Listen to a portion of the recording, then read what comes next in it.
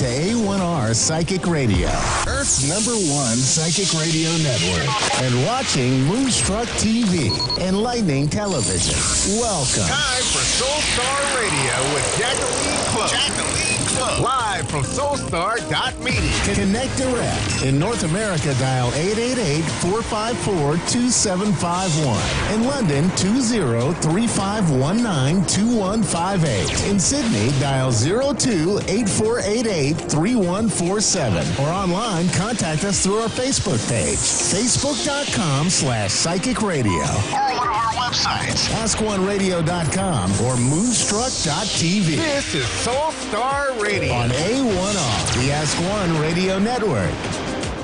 Hello, welcome to the show. This is Soul Star Radio, and we're coming to you live from the Reiki Cottage in Preston, Victoria, Australia. And good morning, afternoon, and evening, no matter where you are in the world. I'm joined by the wonderful Helen O'Connor, who's a Reiki master, amongst many other things. I know her from way back. She's a wonderful lady, and we're actually in her healing studio here. So I'd like to welcome you to the show, Helen. Thank you, Jacqueline. So tell me, we've sort of known each other way back, but for people who haven't met you, and certainly introducing sort of watchers, viewers, listeners, telepathically listening people, about your sort of journey with Reiki and what Reiki is. But what sort of got you started on the healing journey? Okay, so in October this year, and I'm very proud of this, it's going to be 30 years since I first learnt Reiki, and my life absolutely hit me on the head. I was teaching at the time. I taught in special ed. I taught kids with special needs, and I was looking for something. I'd done shiatsu, but I knew that there was something more for these hands. I'd been into psychic stuff and crystals, and I was the old hippie, getting into whatnot. But when I did Reiki, it was like, oh my God, this is what I'm here to do. And I resigned from teaching at the end of that year. That's coming up 30 years.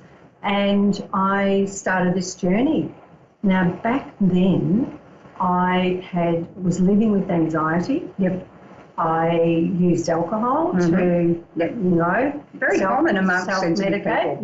Yep. And Reiki just calmed me. And then I thought, I got a Reiki table and Reiki anyone who would let me Reiki them. And I began this journey. I actually spent 2 years volunteering for a complementary therapies group of people with HIV and AIDS. And that was like an amazing apprenticeship for me. And eventually became a teacher of Reiki. And then 23 years ago, moved to this property, which had a garage in the backyard. And I converted into what's now called the Reiki Cottage. And that's just turned 23 years. That's beautiful. So it's been a roller coaster journey, as anyone knows, when you commit to your spiritual journey. Whoa! Things getting real. So panic attacks started. I, had counselling. Reiki helped. I learned tapping. I learned neuro-linguistic programming, and I've had clients over the years. I now see people all over the world for tapping. And people come to this little cottage in Preston for Reiki. Yeah, beautiful. I remember you also did some quite a lot of Reiki on me at a sort of point there, and I remember my father turning up at the end of the table and I went, hello. I think he's dead now. There's been a few spirits in this cottage, I can tell you that now. It was sort of like, that's how I know my dad's dead. He's just popped up at the end of the table and we were showing us. So what sort of things, what's the most standout experience you've had with Reiki, maybe the most, satisfying, but also the most weird, like two different ones? All right. Yeah. One, when talking about spirit and your father and my father, just after my dad died, I was doing a Reiki here and the music started going on. And I just knew it was him. And I'm like, excuse me, do you mind? I'm doing a Reiki. With a client? With a client. I'm getting paid, so stop it.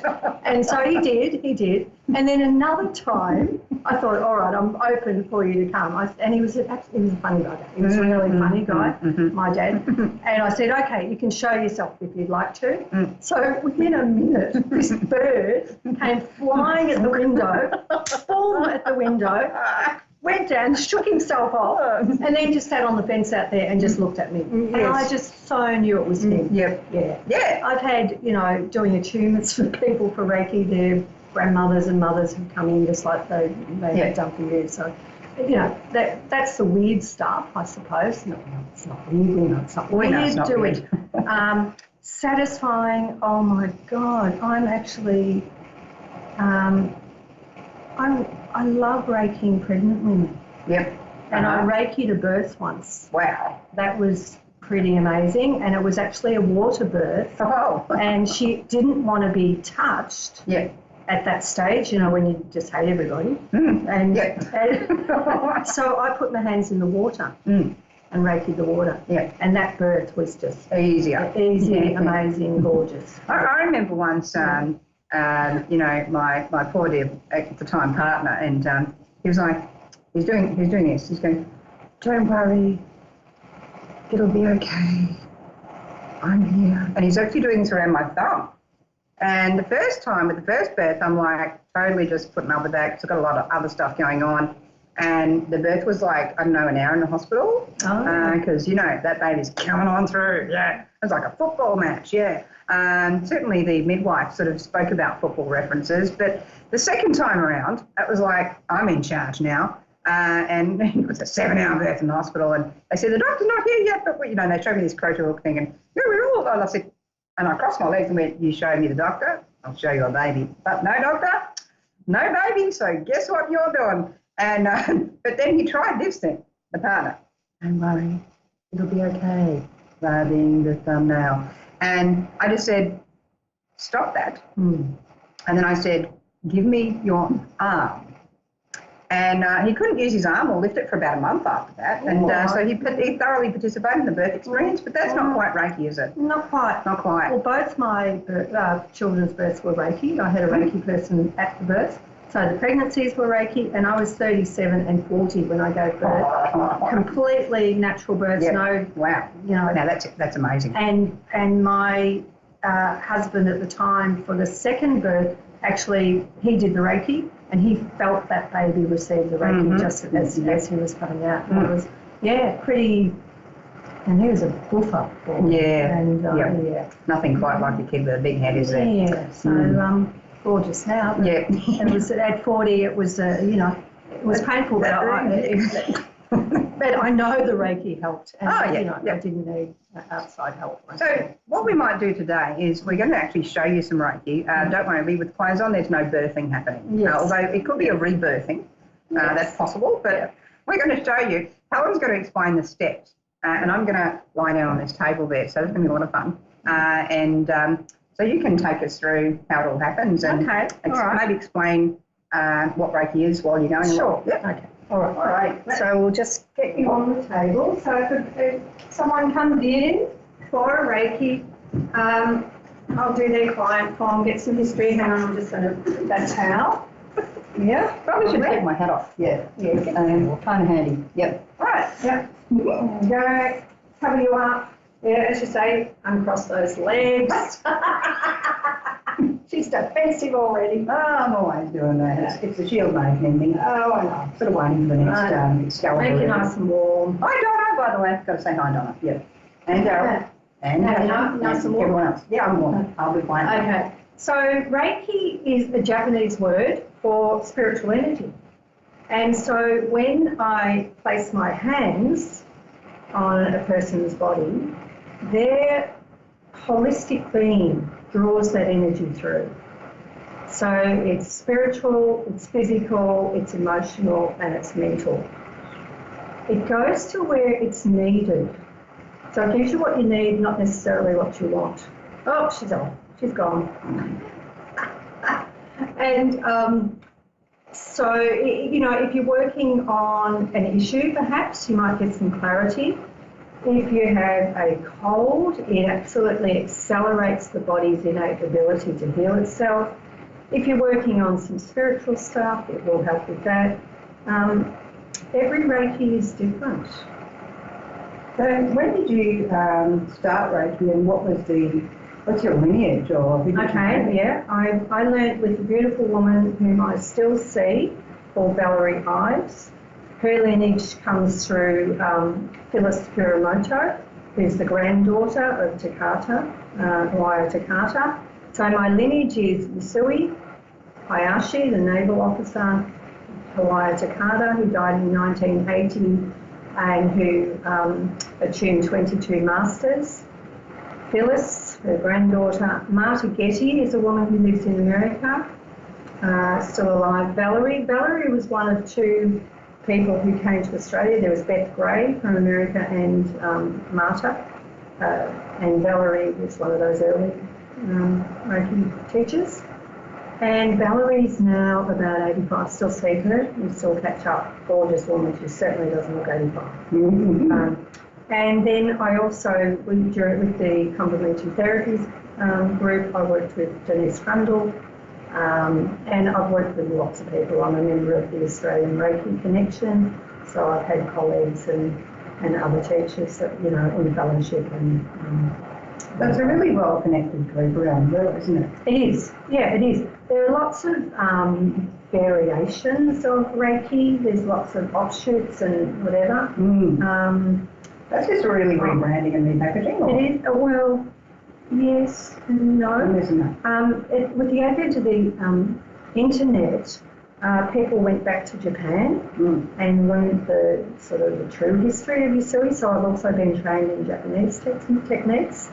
And so when I teach Reiki now, I brought it right back to its basics, which is coming in the 4 attunements over the weekend, hands-on healing, some meditation, the precepts, which are just for today. I let go of worry and anger.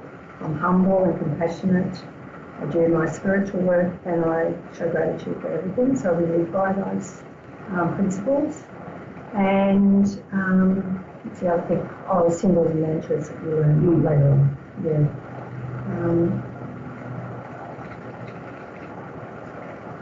I tend to, some Reiki people give messages.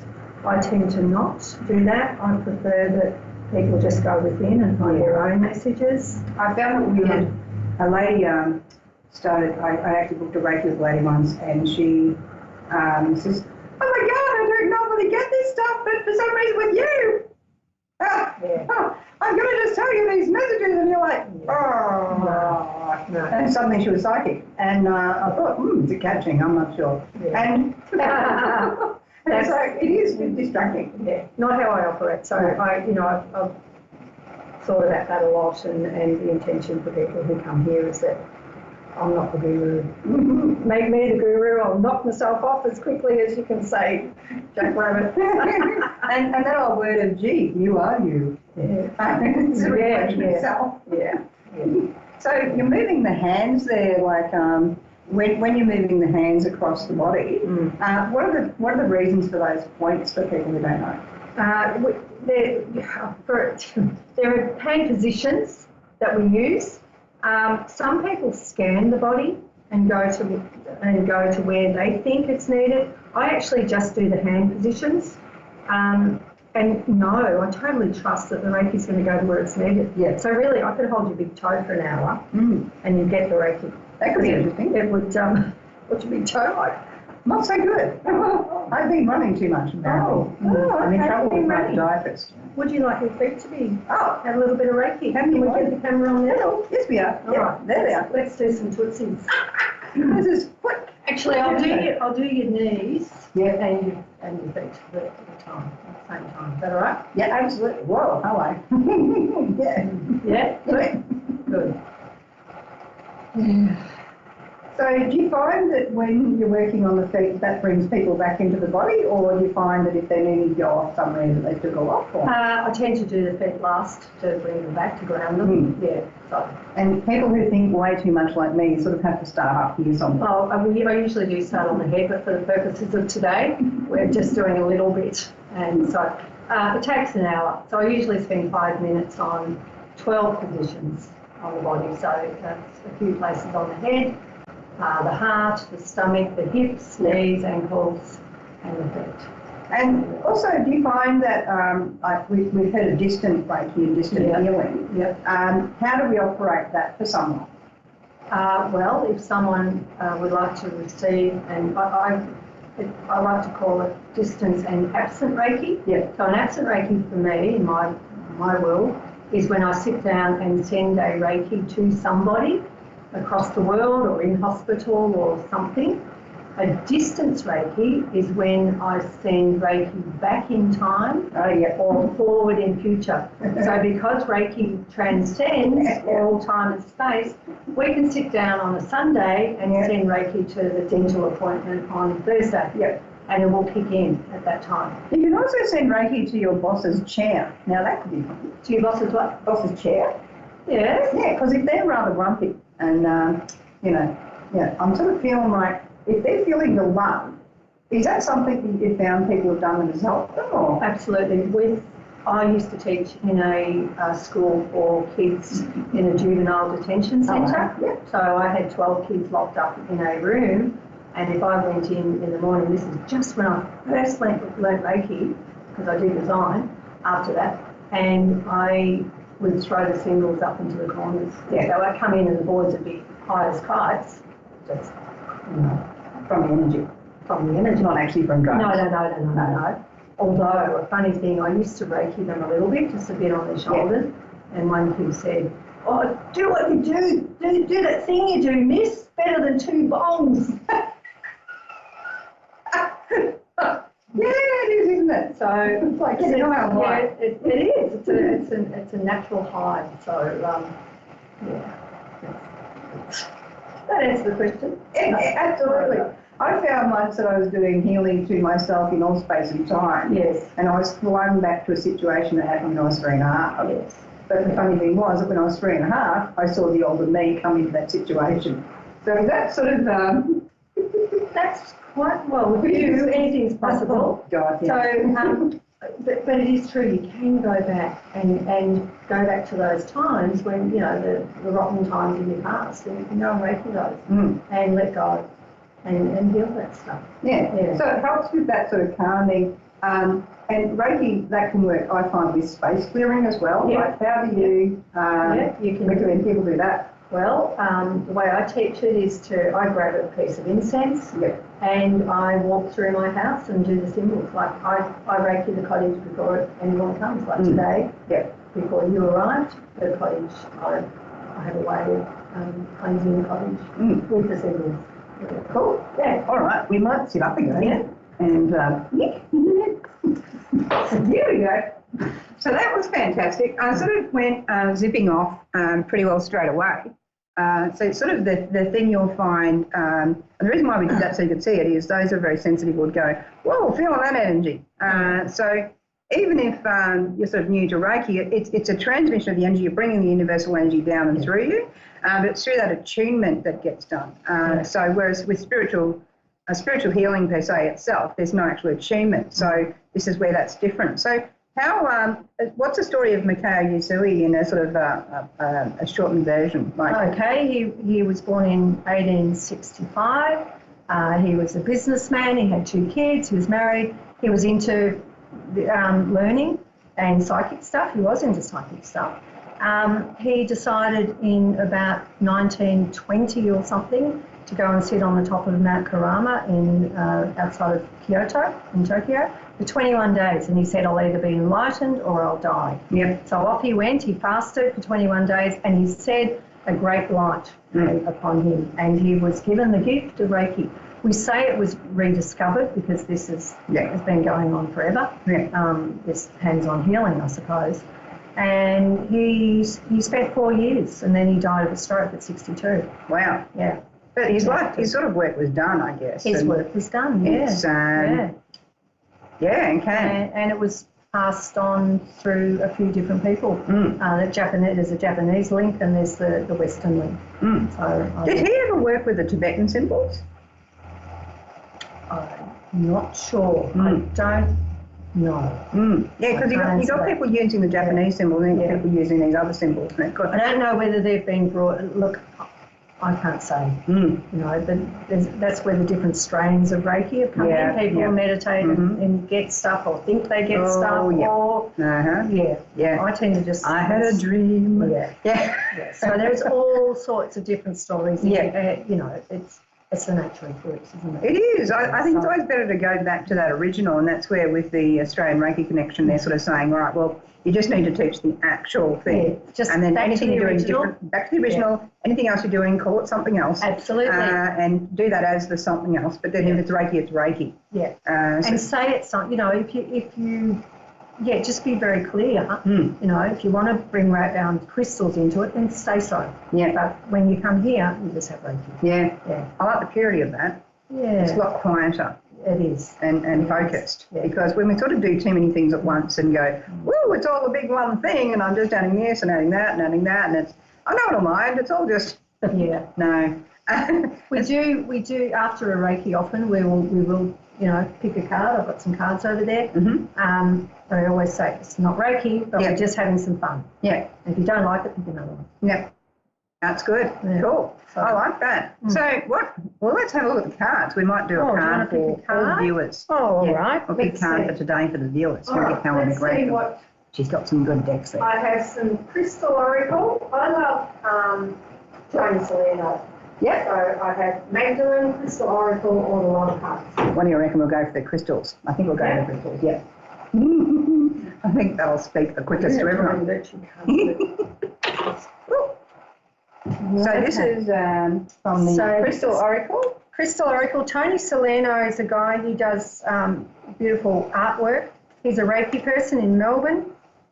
He's been around for a while, probably as long as I have. I think he's been around as long as most of us have. Yeah, so you can just have a little shuffle and choose one of those. All right, folks out there. I'll read it for you, for all of us. For today. Healing for everyone watching in our times. Oh, there we go. As you're right. As you're right. Okay. As you're right. And it's interesting because it's got gold with quartz on the left-hand side, amethyst on the right, rose quartz at the very end, and the very start of the deck, of course, is aquamarine, my favourite stone. Really? But it's azurite we've got here today for everyone out there watching. So the words are self-confidence, creativity, and expanding awareness. Believe in yourself, for you have the ability to materialise your dreams. Throughout the coming months, you will begin to expand your horizons and explore new possibilities for your life. You will realise that all you need in order to manifest your dreams is self-confidence. Believe in yourself and do not let anything stand in your way. Even if you are rejected, do not give up. For even rejection can serve to strengthen your resolve and character, provided you're ready for it. Expect it and see it as something you can learn from. Success is guaranteed provided you remain focused and confident. See every experience as a learning experience. I rather like that one because we've literally just had that wonderful Cancer Capricorn eclipse and we're going through all these planets in retrograde, and so it's like very poignant. Plus, of course, Mercury. Oh, yes. So it's all about, hang on, try not to take things personally, but do actually deal with the issue. So spiritual bypassing, avoid that part. I'm liking the themes in there. It's been wonderful talking and catching up with you again. Yeah, thank you. And sharing the space with you. Great fun. Yeah, and if Great you want fun. to find Helen, you can go onto the Soul Star Radio Facebook page on A1R Radio, and there's actually a link to our website.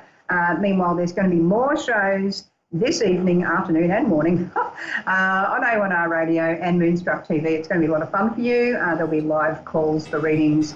Today's been an educational show for us. In the meantime, I'm going to wish you the best. I'm going to be up at Deniliquin, so Denny Spiritual and Psychic Expo this weekend, and I look forward to catching up with people there. And in the meantime, going to catch up with the rest of you next week. Lots of love and light and happy times. Bye. Mwah. Bye.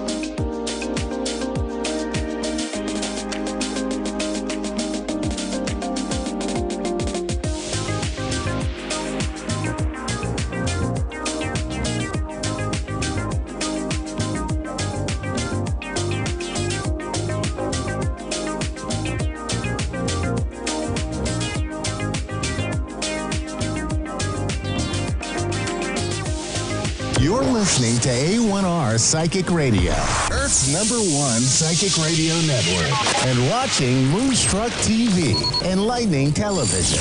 Welcome. It's time for Creating an Inspired Life with Colleen Vanderzijde. Live from PsychicMediumColleen.com. Connect direct. In North America, dial 888-454-2751. In London, 20-3519-2158. In Sydney, dial 02-8488-3147. Or online, contact us through our Facebook page, facebook.com/Psychic Radio. Or one of our websites, AskOneRadio.com or Moonstruck.tv. This is Creating an Inspired Life on A1R, the Ask One Radio Network. Hello, everyone. I'm Colleen Vanderzijde, and this is Creating an Inspired Life. Thank you so much for joining us tonight. I'm so happy you're here with us, watching and listening. I am a medium, and as a medium, I connect in with our loved ones on the other side. And I'm also a certified life coach. And as a life coach, I help people basically handle their problems, figure out a way so they can live a more meaningful life, a happier life. And that's what I do most of the time. Today's coaching tip is all about living mindfully. The other day, I was at the grocery store and I put all my groceries in the car and then decided to return the cart to the cart corral. So I walked it over and then I came back to my car and pulled on the handle to get into the car. And I couldn't get into the car because it was locked. And I thought, well, that's strange because I was just here. I had just put everything in there. And then I realized I was at somebody else's car. Fortunately, they weren't sitting in it, but I was at somebody else's car. Many of us have had that experience, but this was more notable to me because I had just been at my car. I had been gone for approximately 30 seconds, and I was so distracted, I didn't go back to the same car. I wasn't paying any attention whatsoever. These days, being mindful is something that many of us strive for. We want to be mindful. We want to pay attention to what's happening in our lives, so we fully experience our lives. When we practice mindfulness, we become aware of our thoughts. We become aware of our surroundings. We pay attention to what's happening, and we pay attention to how we're feeling. This can help us reduce our stress, and it can also help us live a more enjoyable life right now in the present. When I tried to get into the wrong car, while laughable, and it was laughable, it was also a sign for me that I was not living mindfully. I was not paying attention. I was not in the present moment. I was talking to a client the other day, and the conversation kept returning to the past. She was very eager to explain why she felt the way she did, what had happened, what experience she had that were still influencing her. And while it's great to have an understanding of why you are the way you are, how these things have influenced you, it seemed like she was really stuck in the past. She wasn't paying attention to the now, to the present. No matter how much I tried to steer that conversation back to the present, we didn't stay. We kept going back to the past, and she had to keep talking about all of these things that had happened a long time ago. Living in the past or even worrying about the future can create negative emotions. We'll feel badly about our lives when nothing is actually wrong in the present moment. It's all something we've created in our thoughts, in our heads. And we'll feel badly about this if we're thinking about the past or the future. Living mindfully is a way to stay in the present, to move out of those thoughts of the past or the stuck emotions that we might get trapped into. The simplest way to live more mindfully is to pay attention to what is happening now. I know it sounds so simple, but how many of us do not pay attention to what is happening? You can pay attention while you're doing the dishes. You can notice the temperature of the water. You can pay attention to how you wash the dishes and where your mind goes. When we do mundane tasks, things that are easy, simple, routine habits, our mind tends to wander. We daydream. We can be driving somewhere and we're not consciously aware of our driving or even where we are, what our location is. I'm sure you've experienced arriving someplace and then realizing, I have no idea how I just got here. We're not being mindful in this situation. We're not getting the full experience of what we're doing. We're not getting the full experience of life. It's a habit for us to allow our mind to wander, and we can change that. We can instead consciously choose to pay attention, to direct our thoughts back to the future. No, the present, the present. I don't want to throw you off on that one. When we do that, we live mindfully. We reduce our stress and we'll feel more connected to ourselves. I went to a fitness coach a little while ago, trying to get back into my body a little bit, and she wanted me to pay attention to how my body felt while I exercised. And she wanted me to see if I could feel the muscles for each exercise so I would know what's happening. Exercising isn't usually fun for me, so I might try to distract myself, watch a movie, or just whatever, so I don't have to pay attention. But when I paid attention to what I was really feeling in my body, I was much more mindful of the experience.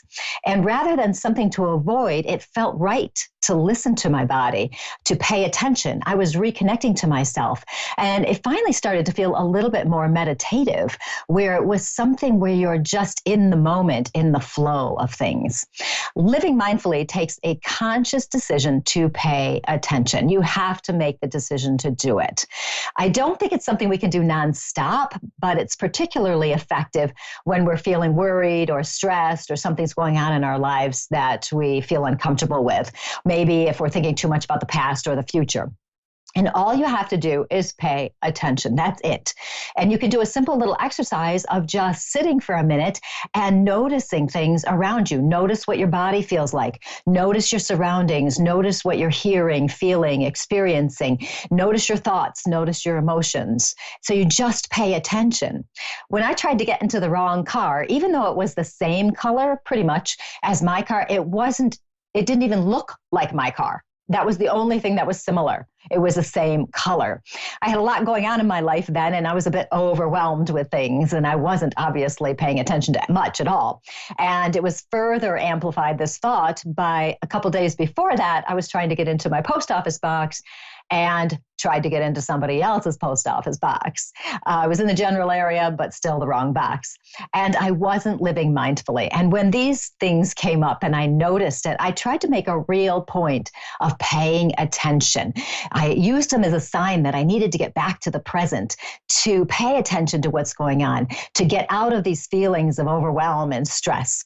When I was talking to my client, I emphasized the value of learning the lessons from the past, because we can learn a lot from those, but not letting the emotional reactions continue into the present, to let them go. I told her she had a choice as how she wanted to live. She could stay stuck in the past, in the pain of the past. That's her choice if she wants to do that. But if she's ready to move on and have a happier life, a more meaningful life, being mindful is a more effective choice. And I told her one thing I used to do, or still do for that matter, is when I start worrying or getting stressed out or whatever, is I always say to myself things like, in this moment, everything is perfect. That takes me back to the present. It gets me mindful of what I'm really feeling, because in this moment, there is nothing wrong. Nothing is happening. So everything is fine. It takes me back here. So if you're experiencing stress, overwhelm, whatever it is, feeling worried, try being mindful. Start with the small things, doing the dishes, walking, cleaning, and driving your car. Or you can take that minute and just sit and notice your surroundings, the temperature, all those things, how you're feeling. When you do that, you get back into the present moment. And when you get back in the present moment, you're living mindfully and you're paying attention. And that will help you become more happy. You'll be less stressed and you'll be living a meaningful life, a life where you're paying attention to what you have. You don't want to waste your life by worrying about the past or the future or anything like that. You want to pay attention to the moment you have right now. And that is my coaching tip of the day. You can reach me at psychicmediumcolleen.com, as well as on Facebook, Colleen Vanderzijden, medium and intuitive life coach. And I would love to hear from you there. And we are going to go to our first caller, who is Lena from Puerto Rico. How are you, Lena? I'm doing okay, and you? I'm doing quite well, thank you. And how can I help you today? I would like a reading. Okay. Are you looking for more of a psychic reading or a mediumship reading? A mediumship reading is where I'm going to connect him with somebody on the other side. Oh, either one. Doesn't matter. Either one. Okay, good. Because I'm going to do a medium reading anyway for you. I have a gentleman who's stepping in, and when he was here in the physical, he strikes me as having passed in probably his 60s or 70s, but I feel his body as being on the older side. So even though he's 60 or 70, his body feels like it's a little bit beat up to me. Okay, he does feel like a father, grandfather kind of energy to me, and he seems to come through with not a whole lot of loving affection. Okay, do you have somebody like that on the other side? My father. Yeah. Was he also, because the way he's coming through, I don't feel him, like I said, being very loving, but I also feel him being rather strict and very much a disciplinarian. Was he very big on disciplining people? Yes. And was he also, because I also get the sensation of, some spanking and things like that. Was he also somebody who did that as well? Yes. Okay. And the reason I'm just asking about this kind of gradually as I get into this is because there is this sensation of him. He's given me the impression that when he was here, he did not particularly care for his life. I feel like it was very hard, very difficult. I feel like there wasn't much money. And I feel like he kind of took his frustrations out on his family members. Okay. So I feel a lot of anger that is misplaced. He directs it towards people who don't necessarily deserve it. And I do want to, the energies that are coming through now, I want to apologize to you for that. I feel as though, and I'm speaking as him right now, that I was unfair to you, that I was not there for you like a father should be. And so he's coming through and wanting to apologize to you. And he's telling me also that he's very proud of you because you have also had to work very hard to get the things you have in your life. And you've had to work very hard to be who you are. And even though when he's here in the physical, I realize he would not have been very encouraging with you. He would not have been supportive, those things. From the other side, there's a different energy. And I feel like I want to encourage you and tell you to keep going. Are you currently having some financial problems where you're concerned about having enough money? Yes. Okay. And the way he's showing that, okay, the way he's showing that to me, it gives me the impression that the money you get, it just goes out immediately. It just goes out right away. He also tells me that you're a hard worker. So it's not like you're lazy and not doing anything ever at all. He tells me you're a hard worker and you are trying to get more money. Are you doing that? Yes. Yes. Okay, good. Perfect. And as he's talking about that too, he's showing me a car. Is your car, number one, do you have a car? Yes. Okay. And is it working okay? Because I'm getting the impression it needs some work, that there's some issues here with the car. Yes, there is. Okay. And it seems to me, tell me if this is accurate, is it just kind of parked and you don't really drive it very much because it's either not working or it's not, it doesn't work well enough to drive? It's still working. Okay. Okay, good. Because I want to do some repairs on this. So I understand you don't have the money to really do this, but I also understand you do know somebody who can help you with the car. Is that true? Yes. Yes. Okay. Okay, good. And I don't know anything about cars, so I'm just going to say things and hope that it makes sense to you. I feel a connection. There's something that's not quite right with the pipes under the car, like that connects to the exhaust system. There's something about that. And there's something about a heat shield, okay? I don't even know if a car has a heat shield. So there you go. But there's something about this. So if it hasn't been lifted up or somebody hasn't gone under it to check it, I would recommend that it be checked just to see. Okay. It feels like it just needs to be adjusted. So that may make sense to whoever it is. So there's something about that. I don't know anything about cars, so it's really funny when they tell me something. I'm like, okay, I'll see what happens. But so that's what he's bringing through. And I feel that the sensation of him wanting to come through to help you, to make it easier for you. Okay. And I also, one more thing before I let you go, I'm also getting the sensation of you, boy, I'm not sure what this is. If you're helping other people,